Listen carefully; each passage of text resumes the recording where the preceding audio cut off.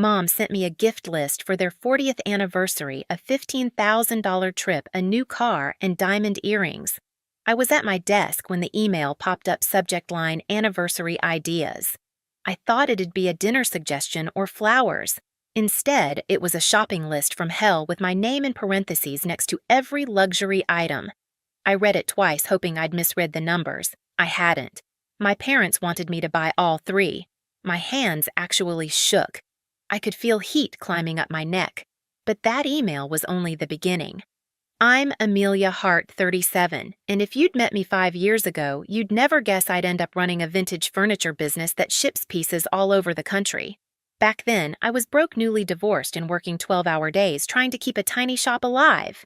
Now, I own 2 locations, a solid online following, and more money than I ever thought I'd see. I used to think success would buy peace. Instead, it bought me obligations. My parents, Linda and Richard, are both retired. My younger brother, Ethan, is 34 and still finding himself. My sister, Chloe, is 30 and loves posting brunch photos with captions about hard work, even though her rent is paid from my account. Over the years, I became the person everyone called when a bill was due or a small emergency came up. It started with good intentions, mom's arthritis medicine, dad's car repair, but slowly, their thank yous turned into expectations. Every month, I sent transfers without fail, $2, $800 for my parents' mortgage, $650 for Ethan's truck payment, $1, $900 for Chloe's apartment. Over $5,000 leaving my account like clockwork. I told myself it was family, that I was lucky enough to help. But sometimes when I closed my shop late at night and saw the invoices piling up, I wondered why nobody ever asked how I was doing. So when that anniversary email came, I tried to stay calm. I called Mom, hoping there was some misunderstanding. "Hi, Mom. I just saw your email," I said, forcing a laugh. "Pick one thing from that list and I'll make it special." She didn't hesitate. "Oh, honey, you're being silly. We want all three." The words landed like ice water. I actually pulled the phone away from my ear, waiting for her to laugh and say she was kidding. She didn't. She kept talking, her tone, half sweet, half condescending, telling me how proud they were of my success, how a little generosity would show appreciation for all they'd done. I looked around my office, the shelves lined with antique clocks, the smell of old wood and polish, the space I built from scratch, and felt a wave of disbelief. Did she really think I owed them a luxury car and a trip to the Maldives? I wanted to yell, but my throat locked up. "Mom," I finally said, trying to keep my voice steady. "That's a lot. I can't buy all three. Please just pick one." Silence. Then a sharp inhale. "Amelia," she said, her voice suddenly cold, "after everything we've done for you, you can't do this one thing." My stomach twisted. I'd heard that tone before, the guilt weapon every child of manipulative parents knows. I ended the call before my composure cracked.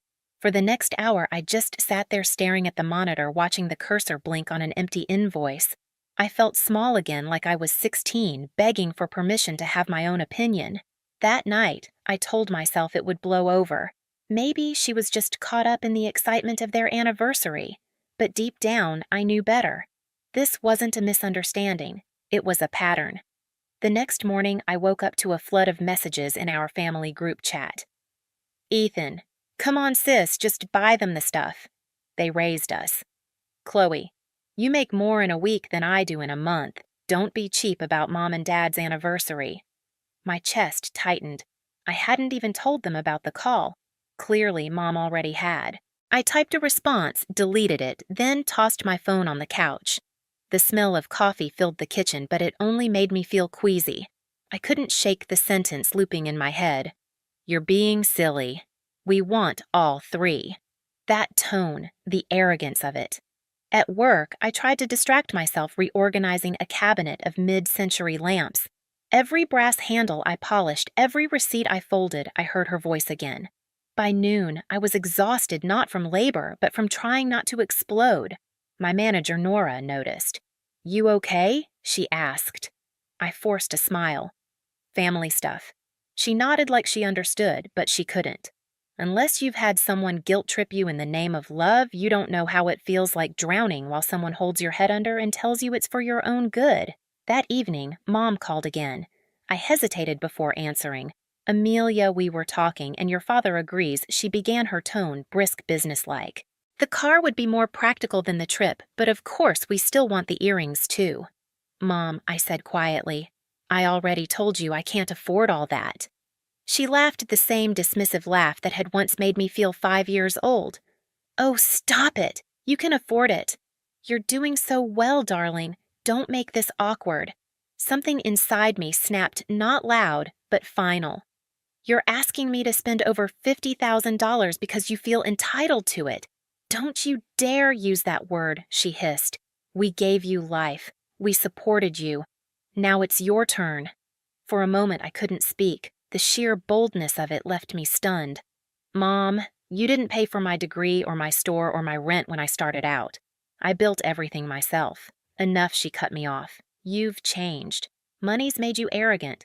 When I hung up, my hands were shaking. The phone buzzed again, more messages, more guilt. Mom's upset. You broke her heart. Dad's not feeling well. Are you happy now? I wasn't angry anymore. I was empty. Years of quiet resentment settled into something solid, something new, clarity. By midnight, I sat on the edge of my bed, scrolling through my banking app, looking at every automatic payment I'd been making for years. Mortgage, truck, rent, one after another. The next morning, I knew exactly what I had to do. That night, I didn't sleep. I lay there staring at the ceiling, the blue light of my phone flickering across the room. Every notification made my stomach twist tighter. I finally sat up, pulled my laptop onto my knees, and opened my banking dashboard. Rows of scheduled payments glowed on the screen, neat and automatic, like a silent contract I'd signed with guilt. For years, I told myself these payments were love, but looking at them now, they felt like chains. Mortgage for my parents, $2,800. Truck payment for Ethan, $650. Apartment rent for Chloe, $1,900. I hovered over the first one, took a deep breath, and clicked cancel. Then the next. Cancel, and the next. Each click felt like exhaling for the first time in years. When I was done, I took screenshots of every cancellation and attached them to a single message in the family chat. Since I'm so selfish and greedy, I figured you wouldn't want my money anymore. Then I hit send and powered off my phone. Silence. Real, peaceful silence. No buzzing, no guilt, no one needing me. I made myself tea, watched the steam curl into the air, and realized I wasn't shaking anymore. The next morning, I called the restaurant where I'd booked their anniversary dinner. Hi, this is Amelia Hart. I need to cancel the Morrison party reservation for 30 guests. Of course, ma'am, the hostess said politely. There will be a 30% administrative fee. That's fine, I replied, smiling for the first time in days. After the call, I leaned back in my chair, staring at the morning light spilling across the floor. The air smelled like freedom, sharp, clean, unfamiliar. I had just undone years of obligation with a few clicks, and the world hadn't collapsed. By noon, the messages started pouring in, missed calls, voicemails, texts. I ignored them all. The fear was gone. In its place was something steadier, stronger. Resolve. For the first time in my life, I wasn't the one apologizing. I was drawing the line, and deep down, I knew this was only the beginning. By the next morning, my phone looked like a crime scene, 50 missed calls, over 100 unread messages. I brewed coffee, sat at the kitchen counter, and scrolled through them one by one, calm as if I were reading the weather report. Mom, Amelia, what have you done? Call me immediately. Dad. This is outrageous. You can't abandon your family like this. Ethan. Are you insane? My truck payment's due tomorrow. Chloe. The landlord's threatening eviction. You can't just stop paying my rent. Every text was drenched in panic, but none of them said thank you or I'm sorry. Not one. They only cared about what they'd lost. By 10 a.m., the pounding started. I looked through the window and saw all 4 of them standing on my porch, Mom clutching her phone like evidence, Dad looking pale, Ethan scowling, Chloe's arms folded tight across her chest. Amelia, open up. Mom's voice sliced through the door. I didn't move. I stood in the hallway, coffee mug in hand, heartbeat steady. Please, honey, Dad's voice followed shaky but rehearsed. We can work this out. There's nothing to work out, I said through the door. You made it clear how you feel about me. Chloe shouted.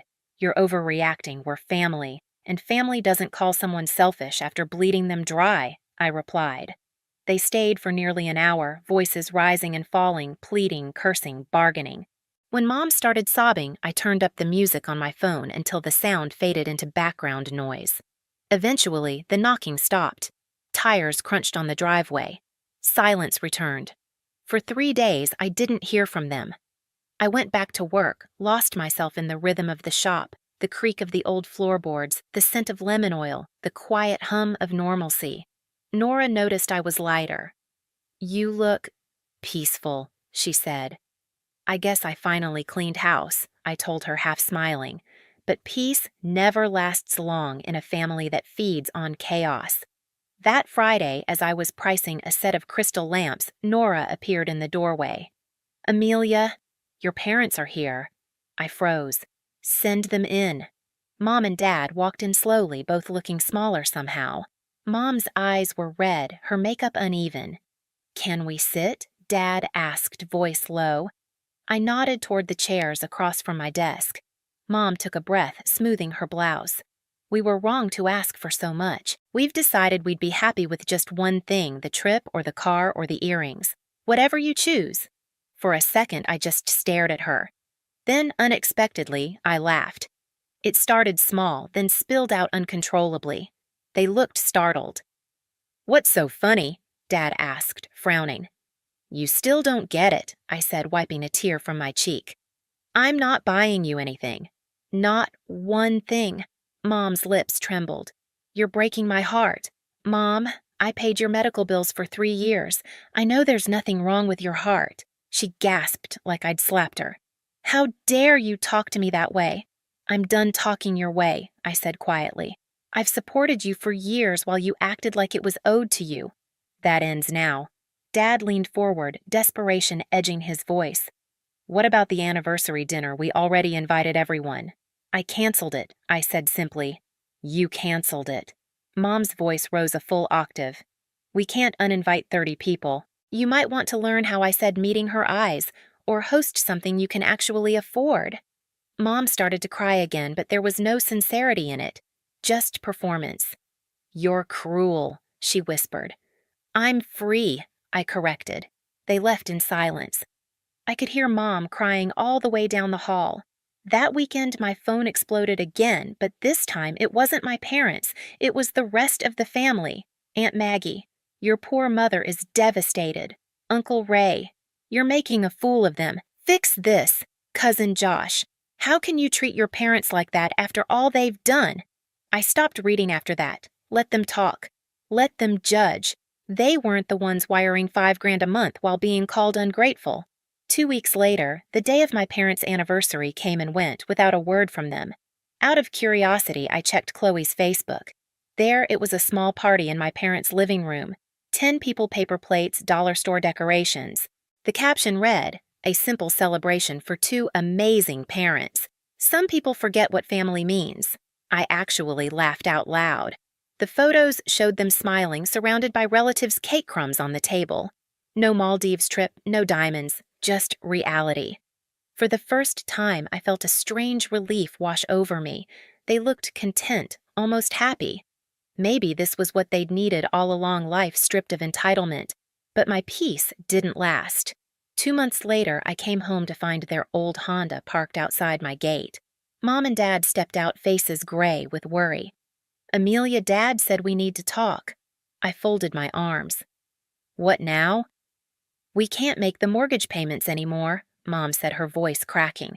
The bank's going to foreclose. I looked at them, no sympathy left to fake. That's interesting, I said. Because for 3 years I paid your mortgage. You should have $100,000 saved. Dad's eyes darted away. We had expenses. What expenses? I demanded. I covered your medical bills too. Silence. Mom wrung her hands. We didn't save as much as we should have. Then sell the country house, I said flatly. The one I bought you 6 years ago. Her head snapped up. We're not selling that. It's our retirement plan. Then you'll be moving in sooner than you think. Amelia, please, Dad said softly. We'll lose everything. You won't lose everything, I said, opening my front door. You'll just lose access to my wallet. Mom's tears came again, loud and theatrical. You're heartless. No, I said, stepping inside. I just finally grew one for myself. I shut the door, locked it, and leaned against it, breathing hard. Outside, I heard nothing. No more pleas, no more guilt. Just whined through the trees. The following weeks brought updates through the grapevine. Chloe picked up a second job at a coffee shop. Ethan started working extra shifts at the warehouse. My parents listed the country house and sold it for $85,000, just enough to catch up on the mortgage. It wasn't revenge anymore. It was correction. Balance finding its way back. One afternoon, as I was polishing a set of Victorian mirrors in the shop, my phone rang. It was Ethan. Hey, he said awkwardly. I just wanted to say, you were right. About what? About everything. I was lazy. I let you take care of me because it was easier. I'm sorry. I felt my throat tighten, but I kept my tone steady. I appreciate that, Ethan. I really do. I'm working weekends now, he continued. Saving up. It sucks, but it feels good, you know, like I finally earned something. For the first time in months, I smiled without bitterness. I'm proud of you. Thanks, he said quietly. And I don't blame you for cutting us off. You did what you had to do. After he hung up, I sat there for a long time, the phone still in my hand. The anger, the hurt, it all softened into something else. Pride. Not just in him, but in myself, for finally breaking a cycle that should have ended years ago. Later that evening, as the shop lights dimmed and the street outside glowed amber, I realized something. This wasn't just a family feud. It was a rebirth. A few months later, I heard from my aunt that my parents had officially sold the country house. They'd used the money to clear the mortgage and even set aside a small savings account. For the first time, they were living within their means. No more fancy dinners or weekend shopping sprees. Just quiet, sustainable living. Chloe kept her coffee shop job while climbing the ladder at her firm. She'd stopped posting pictures of champagne brunches and started sharing stories about late-night work sessions and budgeting tips. One day she texted me, "You were right, Amelia. It feels better doing it on my own." I read it 3 times, then smiled. Growth always comes after pain. Ethan dropped by my store one Saturday afternoon. His hands were rough, his eyes clear. He'd paid off his truck and was saving for an apartment. "You remember when I called you selfish?" he asked. "Yeah, I take it back. You saved us even when we didn't deserve it." After he left, I stood at the window watching him drive away. The autumn light poured across the showroom, glinting off the brass and glass pieces I'd restored myself. My life felt uncluttered for the first time, not just the rooms, but my heart. As for my parents, we still weren't close. They sent a Christmas card, nothing handwritten, just wishing you peace. And in a way, they'd finally given me that. Peace. Sometimes I thought about that email, the gift list that started it all. I used to think it was the moment everything fell apart, but maybe it was when everything started to fall into place. The following spring, I signed the lease on my second store in the historic district downtown. The air smelled like new paint and coffee from the cafe next door. As I stood in the empty space, sunlight hitting the glass displays, I realized this was the first time in years I was building something for myself, without guilt, without strings attached. I thought about that email again, the one that once felt like a curse. It wasn't a demand anymore. It was a reminder of the line I finally learned to draw. Setting boundaries hadn't made me selfish. It made me sane. If I've learned anything, it's that love without respect is just dependency dressed up as duty. And peace doesn't always come quietly, it sometimes comes after you hit cancel. So if you've ever had to cut someone off to protect your peace, know this: you're not heartless. You're healing. Share your story in the comments. And hit subscribe because the next one might sound a lot like yours.